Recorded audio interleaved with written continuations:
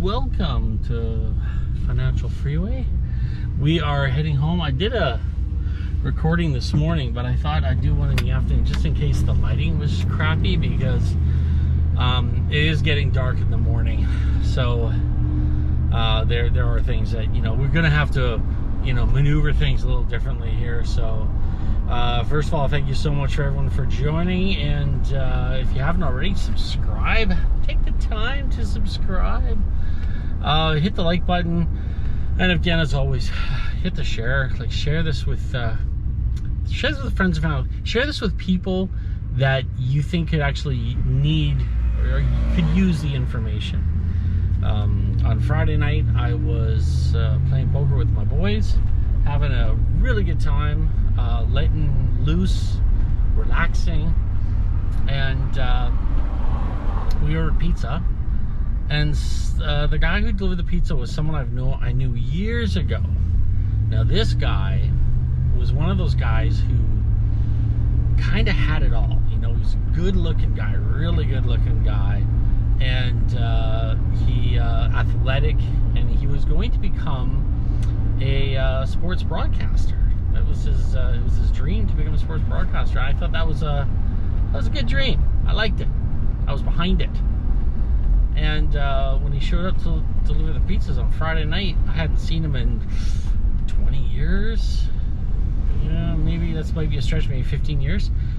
And he looked a little rough, and I was a little concerned for him. And so we talked for a bit, and I didn't want to get into it too much, because when you ask someone how's it going when they're delivering pizzas, it may not be the most positive response. I delivered pizzas for a while. It was my second job. My day job was selling hardwood flooring systems to folks. And at night after work, I would walk around the corner and deliver pizzas. And I remember it being it was a pride-swallowing endeavor, that's for sure. It was hard to do. But it's one of those things that you have to do. So, number one, I was pretty impressed that whatever has been going on in his life, he was doing something. He was in the right direction, I would say. It did kind of, like you say, he didn't look amazing. He looked like he was going through some tough stuff, but he's the guy that I'm trying to reach with this information. I think often about kids and I think about myself, had someone come in and said, here's some simple things you can do to prepare yourself for the future and take care of yourself financially. And if someone told me that, for the cost of a cup of coffee a day, and I know there's some people who aren't a big fan of the cappuccino retirement plan, but it's something, and I think if all you knew in life was just that one thing, that if you saved $5 every day, you'd have enough to retire on comfortably, more comfortably than most Canadians do. If someone told me that would have made a big deal. All I was told to do was save 10%. No one told me how to save it.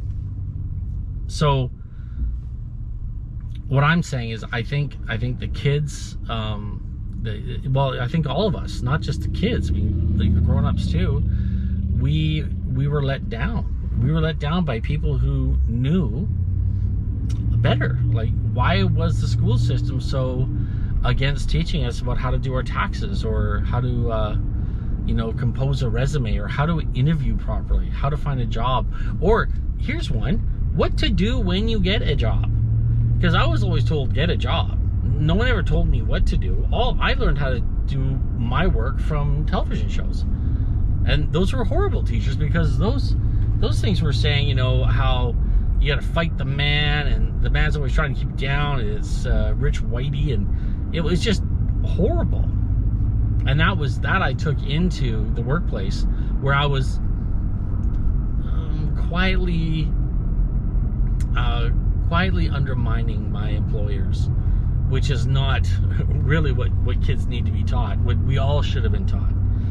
So when I think about what I'm doing here, and what I'm doing with my conversations with Keegan, as well as the book I'm writing right now, Starting from Zero, I'm thinking about talking to the past Dave, the young Dave, the Dave that didn't get that education. And, someone simply saying just how important a savings account was, or how, how money is, who said, like, the Chinese view money as energy, things like that. I really believe it could have done me a lot better a lot sooner. So when I see someone like, my pal coming and delivering pizzas, all I want to do is say, how can I help?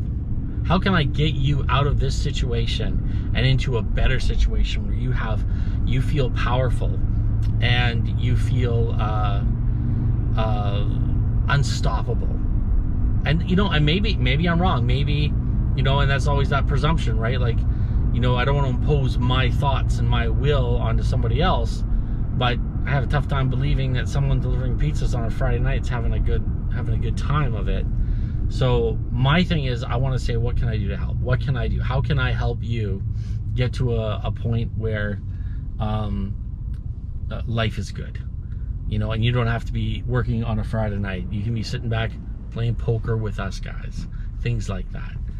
And that's why I do this. I really, I've said this before. A couple of years ago, I sat down with a girl and we mapped out a path for her, and I got excited.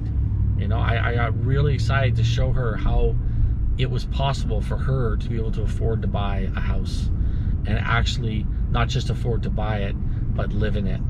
Now, things have changed since then, but my passion is still the same. My passion to show people a path to get from here to a comfortable retirement, an early retirement. And one of the things I am so passionate about is retire young, retire healthy, and retire wealthy. Like, that's really, I don't want people, who are working somewhere and doing a slip and fall to get long-term disability so they don't have to work. That's not what I want. I want people alive and vibrant and extremely excited about waking up in the morning. And I want people to retire young and healthy and wealthy. And this is what I want for everyone. And it became a passion of mine. And that's why when I see people who are struggling, all I think is, let me show you how we can get you from here to where you want to be. Maybe it's a narcissistic view of my abilities. Maybe I'm wrong, but it's like it fills me with joy. It fills me with joy to talk about it, and it fills me with joy to show people, maybe not hold their hand through the process of going from A to B, but definitely showing them that there is a path and there is a way. So this is why I say share. I share this for those people. Push it out there, because there may be someone out there who hears this message and says, maybe I do need to take a little bit of a look at things, and maybe we can listen to what's going on and find a way to make it better. So help. If it's not me that you're getting this information from, I hope it's from someone and it makes a difference. So go out there, share this podcast, share this video with everybody. Have a great day. God bless.